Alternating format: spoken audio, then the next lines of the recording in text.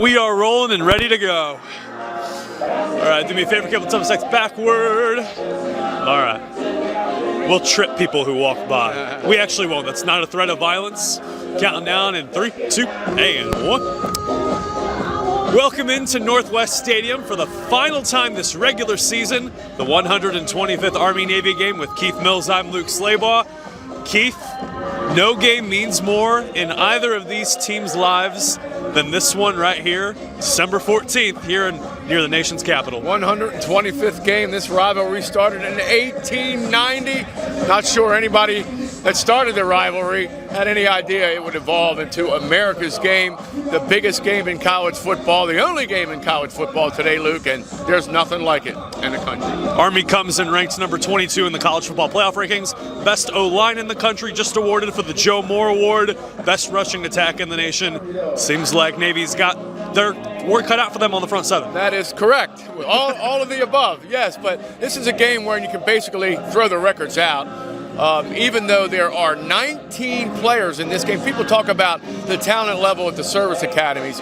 19 players from Army and Navy, 8 from Navy, 11 from Army, made the All-American, the American Athletic Conference All-Star teams. First 3 teams an honorable mention, and the entire offensive line for Army, as you said, and of course quarterback Bryson Daly, the Player of the Year in the conference. So Navy's work today is twofold. One, try to possess the ball themselves. The MO of this Navy offense for many, many years is ball control, time of possession, move the chains, keep the opposing offense, in this case the high-powered Army offense, off the field. Defensively, you got to get off the field on third down, but turnovers have been the difference in this game the last couple of years. Navy can't afford to make mistakes. Army can't afford to make mistakes. The team that does not usually wins the game. Granted, this is a small sample size for me. This is my second Army-Navy game. For you, it's been several more. Oh, man, many. This game that I feel has a constant state of entropy in that a turnover means a little bit more, a loss means a little bit more on yardage. Last year, for example, Navy did not possess the ball well in that game. They did not dominate most of that game and yet found themselves on the 1-yard line with the chance to potentially tie it. Yeah, the game is 60 minutes for a reason, and how it starts that doesn't necessarily mean how it's going to finish. And again, you got to ride the wave of emotion. Brian Newberry said this week and last week for that matter, you got to play with emotion, but you can't let the emotion control you. It's basically literally one play at a time. That's the ultimate coach speak in this series and in this game today. It's the truth. You give up a big play, you got to put the chin strap back on, and you got to make the next one. If you offensively make a big play, man, you got to come right to the line of scrimmage and do it again. Who handles the emotion? Who can control the intensity, the violence of the game, as P.J. Volker, the defensive coordinator of Navy, said this week, usually has the upper hand. We're here well before the teams show up. Their bus pulls up, usually less than 3 hours before game time, less than 2 hours. I guess at this point, to be here at 12:45. One of the questions I want to ask Coach Newberry is, he said multiple times over the last year or so that he feels less pressure as a head coach during an Army-Navy game than as a defensive coordinator constructing a game plan and making the calls. Why that sense of peace in such an emotionally charged game? Well, it's experience. This is his 6th Army-Navy game. He arrived in 2019 as Ken Niumatalolo's defensive coordinator. So he had to call the defensive plays in his first Army-Navy game, and he said it's as much pressure he's ever felt at any level of athletics. That is the magnitude of this game. Now, P.J. Volker, his hand-picked successor as a defensive coordinator, has that challenge, along with Drew Cronick, the offensive coordinator. And again, even at the coordinator level, man, you make the call, you got to look ahead to the next one, and you can't worry about what happened the previous play. You dissect it as a coaching staff and try to avoid the mistakes. But Brian Newberry's experience in this game, this is Jeff Monken's 11th game. He's the Army head coach. He's won 6, he's lost 4. He lost the first 2, or 2 or 3, I believe he lost before he won his first game. So it's a chess match, it's a boxing match. It is all of the above. I thought Jeff Monken had the best analogy this week where he said it's a sledgehammer game. You take a sledgehammer and Army whacks Navy over the shoulder pads or the helmet, and then you give the sledgehammer to the other guy. They do the same. 3.5 hours of sledgehammering, and let's see who the last man is standing. I thought that was absolute perfection. He's a character. In this war of attrition, it seems that it also favors the seniors, the ones who have had the most experience. Last year, we saw Ty Lavatai off the bench, Jaden Umbarger with his best career game in his final game. Who are the seniors you're looking at today to make a big difference? Yeah, that's a great point. Rayon Lane, one of the defensive standouts in the conference this year, the safety for Navy.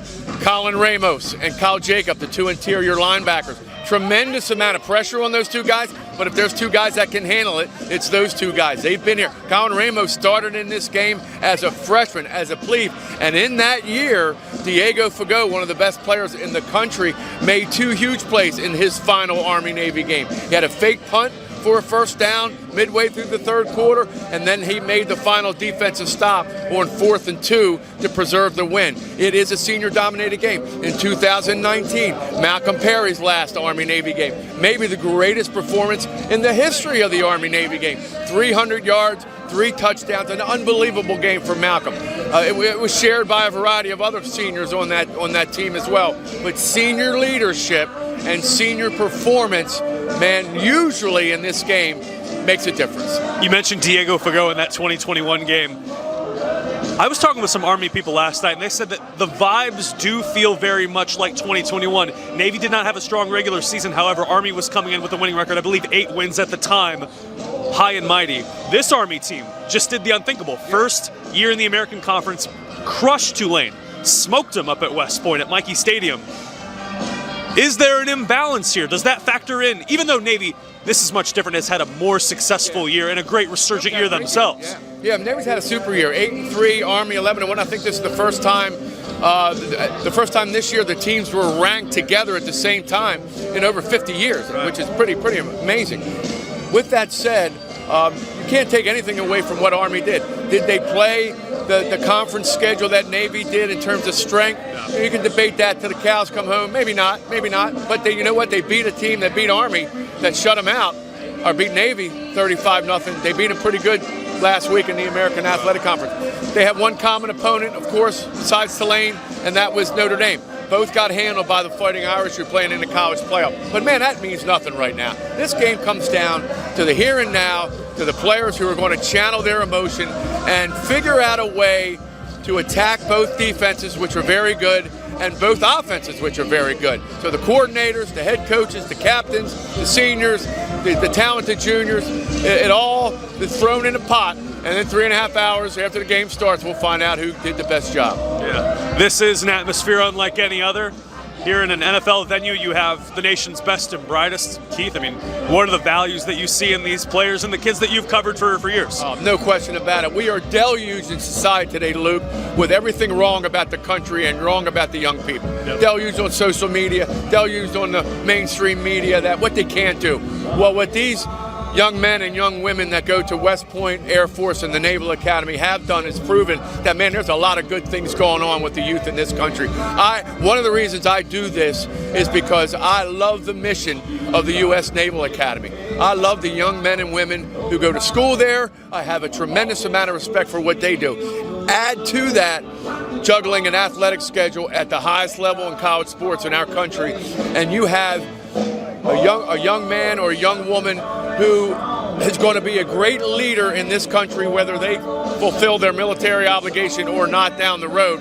They're going to be running, they're going to be CEO of companies. They're going to be teaching, they're going to be instructing, they're going to be leading other men and women. And, man, we're in good hands in that regard. These people are different, man. They have figured it out at a young age that, you know what, to serve is a good thing, to sacrifice is a good thing, and socially, you know what, sometimes you take a hit for the betterment of the people around you.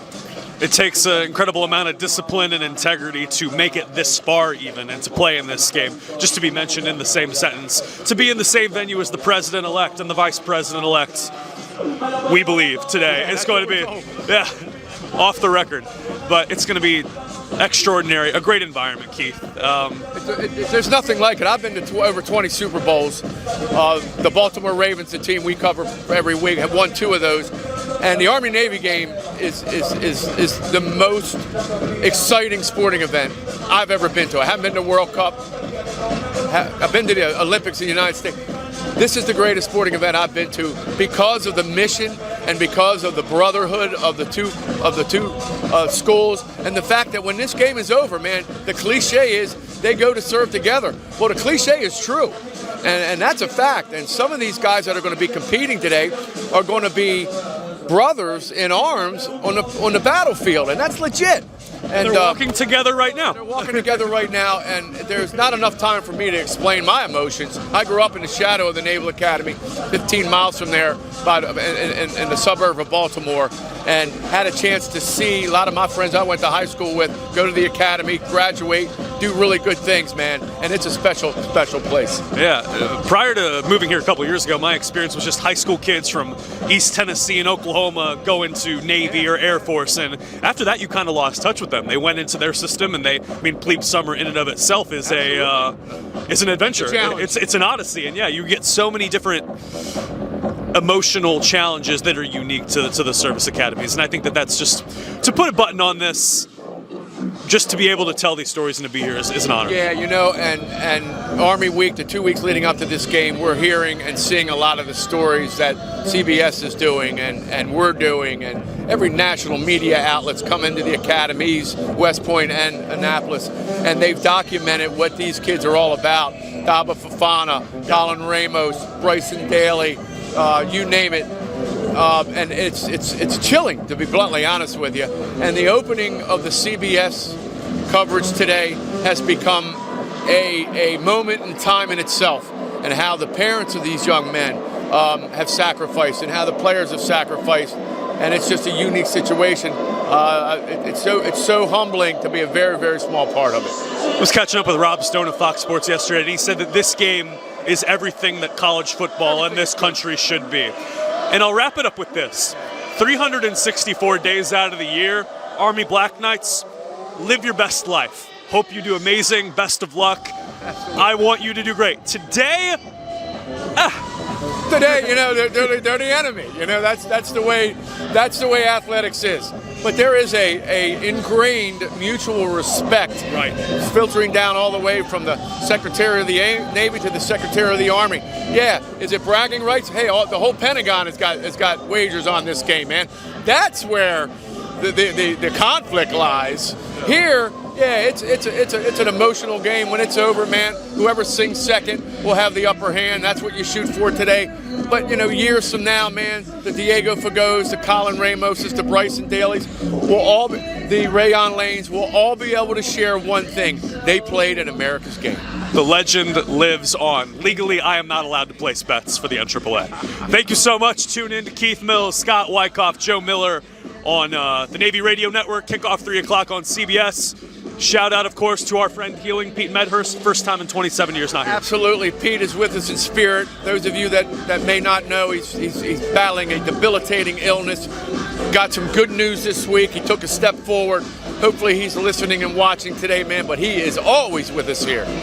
Love you, Pete. Go Navy. Hey, brother.